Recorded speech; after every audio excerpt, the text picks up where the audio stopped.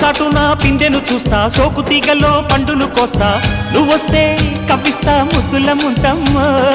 ఉక్కపోతకి ఊపిరి పోస్తా, పక్క మేకకు పంట కట్టిస్తా, ముద్దిస్తే బుక్కిస్తా మద్దెల మోతయ్యో.